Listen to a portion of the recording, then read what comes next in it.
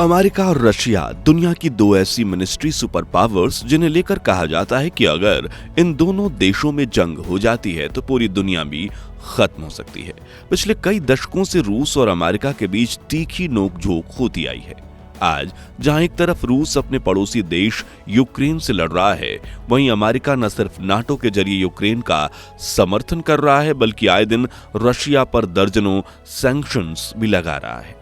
एक तरह से रूस और अमेरिका सालों से कोल्ड वॉर लड़ रहे हैं। लेकिन सोचने वाली बात यह है कि अगर इन दोनों देशों के बीच सीधा टकराव होता है तो इसका अंजाम क्या होगा। दोनों में से सबसे ज्यादा ताकतवर देश कौन है और वार फ्रंट पर दोनों में से कौन टिकेगा और कौन पिटेगा, जानेंगे इस दिलचस्प वीडियो में। लेकिन उसके पहले भारत को रूस या अमेरिका में से किसे सपोर्ट करना चाहिए, कमेंट में बताइए। सबसे पहले बात करें जनसंख्या की, जो किसी भी देश की ताकत का महत्वपूर्ण आधार होती है, क्योंकि जितनी जनसंख्या ज्यादा देश मुश्किल में पड़ने पर उतना ही ज्यादा लोग अपनी मिलिट्री का सपोर्ट करेंगे। तो जहां रूस की पॉपुलेशन 14.5 करोड़ है, वहीं अमेरिका इससे 2.5 गुना यानी करीब 33.5 करोड़ है। हालांकि इस वक्त मिलिट्री स्ट्रेंथ के मामले में रूस अमेरिका से आगे है, जहां रूस के पास 15 लाख एक्टिव पर्सनल्स और 20 लाख रिजर्व पर्सनल्स की बड़ी फौज है, वहीं अमेरिका के पास 13.5 एक्टिव और 8 लाख रिजर्व पर्सनल्स की मिलिट्री है। लेकिन यहां ट्विस्ट यह है कि अमेरिका में से 18 से 25 उम्र के लगभग 1.5 करोड़ युवा ऐसे हैं जो मिलिट्री सर्विस देने के लिए तैयार हैं।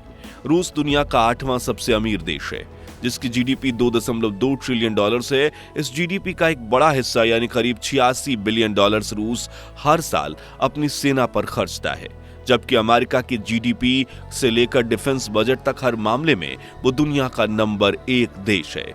जी हां, अमेरिका की जीडीपी $25 ट्रिलियन है, जिसमें से वो हर साल $816 बिलियन अपने डिफेंस बजट पर खर्चता है, जो रूस के डिफेंस बजट से 10 गुना ज्यादा है। यानी यहां एक पॉइंट अमेरिका को मिलता है।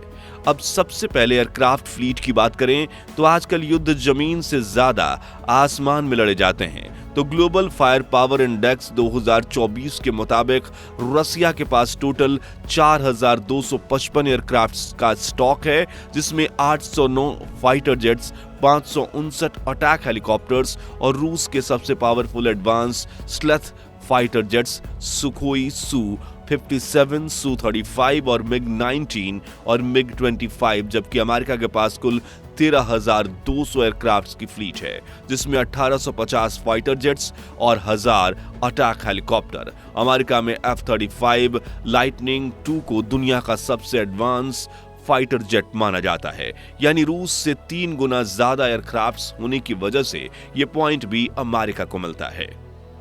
लेकिन ऐसा नहीं है कि रूस अमेरिका के सामने कमजोर है, क्योंकि अगर जंग जमीन पर हुई तो रूस का सामना करना अमेरिका के लिए टेढ़ी खीर साबित होगा, क्योंकि रूस के पास 15,000 टैंक्स, 6,200 सेल्फ प्रोपेल्ड आर्टिलरी, 8,350 टॉवर्ड आर्टिलरी और 3,000 रॉकेट आर्टिलरी की बड़ी फ्लीट है, जो दुनिया में किसी भी देश से ज्यादा मानी जाती है। जबकि अमेरिका के पास रूस से करीब 4 गुना कम यानी 4,650 tanks, 1,600 self propelled artillery, 2,660 towed artillery और 700 रॉकेट आर्टिलरी की फ्लीट है। इसके अलावा रूस के पास 1,60,000 मिलिट्री व्हीकल्स हैं, जबकि अमेरिका की बख्तरबंद गाड़ियों की संख्या 3,60,000 है। अब नेवल फोर्स की बात करें तो रूस के पास कुल 781 नेवल एसेट्स हैं, जिसमें 1 एयरक्राफ्ट कैरियर, 14 डिस्ट्रॉयर्स, 12 फ्रिगेट्स, 83 कोवर्ट्स और 65 सबमरीन्स हैं। वहीं अमेरिका के पास 472 नेवल एसेट्स हैं, जिसमें 11 aircraft carrier, 9 helicopter carriers, 75 destroyers, 23 कॉरवेटर्स और 64 सबमरीन शामिल हैं। दोस्तों, जब भी दो देशों के बीच युद्ध होता है तो लॉजिस्टिक एक अहम भूमिका निभाते हैं, क्योंकि युद्ध भूमि में सैनिकों तक जरूरी सामान पहुंचाने के लिए लॉजिस्टिक्स का ही सहारा लिया जाता है। रूस और अमेरिका के केस में रशिया के पास 72.5 lakh labour force, 2,900 merchant marine fleet, 8 ports, 1,218 airports और 12.8 लाख किलोमीटर की सड़कें, 85,000 किलोमीटर रेलवे और 1 लाख किलोमीटर वाटरवे है। वहीं अमेरिका के पास 6-4 crore labour force, 1800 merchant marine fleet, 25 ports, 13,500 airports, 65 lakh kilometre की पक्की सड़क, करीब 3 लाख किलोमीटर का रेलवे रूट और 41,000 किलोमीटर वाटरवे है। इन सब के अलावा दोनों ही देश न्यूक्लियर सुपर पावर्स हैं। वैसे तो परमाणु शक्ति की खोज अमेरिका ने की थी, लेकिन सोवियत यूनियन के समय से ही रूस खतरनाक परमाणु हथियार बनाने के लिए जाना जाता है। रूस के पास करीब 5,500 न्यूक्लियर वारहेड्स हैं, जिसमें से जार बॉम्ब को दुनिया का सबसे बड़ा न्यूक्लियर बॉम्ब माना जाता है, जिसकी टेस्टिंग के दौरान खुद रूसी वैज्ञानिक डर के मारे कांप उठे थे। वहीं अमेरिका के पास करीब 5,000 न्यूक्लियर वॉरहेड हैं, जिनमें से B-83 सबसे पावरफुल परमाणु हथियार है। इन दोनों देशों ने न्यूक्लियर बॉम्ब्स की कुल संख्या 10,000 से भी ज्यादा कर ली है, और अगर गुस्से में ये लोग इनका इस्तेमाल कर देते हैं तो न सिर्फ अमेरिका और रूस तबाह होंगे, बल्कि पूरी की पूरी पृथ्वी भी तबाह हो सकती है। अब इस परमाणु शक्ति का सबसे बड़ा खतरा भी इसे माना जा रहा है, और शांति का प्रतीक भी, क्योंकि दुनिया में दो परमाणु शक्तियों को एक दूसरे से युद्ध लड़ने नहीं दिया जाता। इसलिए न्यूक्लियर वेपन्स भविष्य में अमेरिका और रशिया के बीच डायरेक्ट वॉर होने से रोक सकती हैं। कुल मिलाकर परमाणु शक्ति को लेकर दुनिया में हर किसी की अलग अलग राय है। अब दोस्तों, किसी भी देश के पास कितनी मिलिट्री हथियार हैं, उससे भी अहम है उस देश को चलाने वाले शख्स यानी प्रेसिडेंट की ताकत, क्योंकि ताकत होना अहम बात नहीं, लेकिन उस ताकत का सही इस्तेमाल करना ज्यादा अहम है। रूस के राष्ट्रपति व्लादिमीर पुतिन और अमेरिकन प्रेसिडेंट डोनाल्ड ट्रंप दोनों ही दुनिया का मोस्ट पावरफुल प्रेसिडेंट का तमगा रखते हैं। आइए दोनों के बारे में डिटेल में जानते हैं। सबसे पहले रूस के राष्ट्रपति पुतिन की बात करें तो उन्हें इस वक्त दुनिया का सबसे ताकतवर और खतरनाक लीडर माना जा रहा है, जो जरूरत पड़ने पर दुश्मन पर न्यूक्लियर हमला करने से भी पीछे नहीं हटेंगे। वैसे तो कागजों पर पुतिन की संपत्ति $70 बिलियन बताई जाती है, लेकिन कुछ एक्सपर्ट्स का मानना है कि पुतिन सीक्रेटली दुनिया के सबसे अमीर व्यक्ति हैं, जिनके पास $250 बिलियन से भी अधिक संपत्ति है।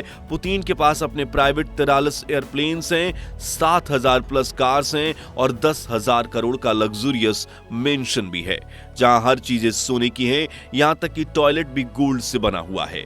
पुतिन की ताकत का अंदाजा आप इसी बात से लगा सकते हैं कि रूस में आज तक जिसने भी पुतिन के खिलाफ आवाज उठाई वो अचानक से गायब हो जाते हैं या किसी केस में जेल चले जाते हैं, फिर चाहे वो जर्नलिस्ट हो, फार्मर KGB एजेंट्स हो या पॉलिटिशियंस हो। पुतिन किसी को नहीं बख्शते और अपनी तानाशाही का भरपूर फायदा उठाकर अपने दुश्मनों को सीधे उठवा लेते हैं। दूसरी तरफ डोनाल्ड ट्रंप ने एक बार फिर अमेरिका के प्रेसिडेंट के रूप में वापसी की है। उन्हें दुनिया का सबसे बड़ा रिपब्लिकन प्रेसिडेंट माना जाता है। उनकी नेटवर्थ $6.5 बिलियन हैं और वो अमेरिका के मशहूर बिजनेसमैन भी हैं। ट्रंप की फॉरेन पॉलिसीज का कोई तोड़ नहीं। कहा जाता है कि 2017 से 2020 तक जब वो प्रेसिडेंट रहे तब दुनिया में एक भी बड़ा महायुद्ध नहीं हुआ, बल्कि हर तरफ शांति का माहौल था। उन्होंने क्यूबा के साथ अपने रिश्ते सुधारे थे। वो रूसी राष्ट्रपति व्लादिमीर पुतिन से भी मिलने गए थे। ट्रंप के कूटनीतिक निर्णयों की बदौलत अमेरिका, चीन, जापान और रूस के रिश्तों में सुधार आया था। उन्होंने दुनिया के सबसे बड़ी आबादी, 4th most powerful military, 4th biggest economy और युवा पीढ़ी के देश यानी भारत के साथ भी अमेरिका के रिश्ते बेहतरीन बनाए। यहां तक कि वो अपने दुश्मन नॉर्थ कोरिया के तानाशाह किम जोंग उन से भी मिलने पहुंच गए थे। ऐसे में उन्हें डोनाल्ड ट्रंप की ताकत को कम नहीं आंका जा सकता। यानी यहां दोनों देशों के बीच कांटे की टक्कर है। खैर, आपको पुतिन में से कौन सा ज्यादा पावरफुल लगता है, पुतिन या डोनाल्ड ट्रंप? कमेंट में बताएं। आखिर में सबसे बड़ा सवाल कि अगर भविष्य में अमेरिका और रशिया का युद्ध होता है तो चीन और भारत जैसे बाकी दो महाशक्तिशाली देश किसका साथ देंगे, क्योंकि इन दोनों देशों के पास ही पासा पलटने की शक्ति होगी। तो देखिए, हमारा देश भारत शांति और अमन में विश्वास रखता है, वहीं अमेरिका और रूस दोनों ही भारत के क्लोज अलाइज हैं। इसलिए भारत सबसे पहले दोनों देशों के मतभेद को सुलझाकर युद्ध को रोकने की कोशिश करेगा और खुद रणभूमि में नहीं उतरेगा। मगर युद्ध का हिस्सा बनने के अलावा कोई रास्ता नहीं बचता तो भारत रूस का साथ दे सकता है, जबकि चीन के अमेरिका के साथ इकोनॉमिकल रिलेशंस अच्छे हैं। लेकिन बाकी मामलों में चीन और रूस काफी अच्छे दोस्त हैं, इसलिए शायद चीन भी चुप रहे या फिर रूस का साथ दे। तो अगर दोस्तों भविष्य में रूस और अमेरिका के बीच युद्ध छिड़ जाता है तो कौन जीतेगा और भारत दुनिया के सबसे ताकतवर देशों की सूची में चौथे स्थान से पहले स्थान तक कब तक पहुंचेगा? कमेंट्स में बताइए। ये वीडियो अच्छी लगी हो तो इसे लाइक और शेयर करके 4100 लाइक्स करवा दीजिए और ऐसी दिलचस्प वीडियोस के लिए हमारे चैनल को सब्सक्राइब करके पास वाली घंटी जरूर बजा दीजिए। जय हिंद, जय भारत।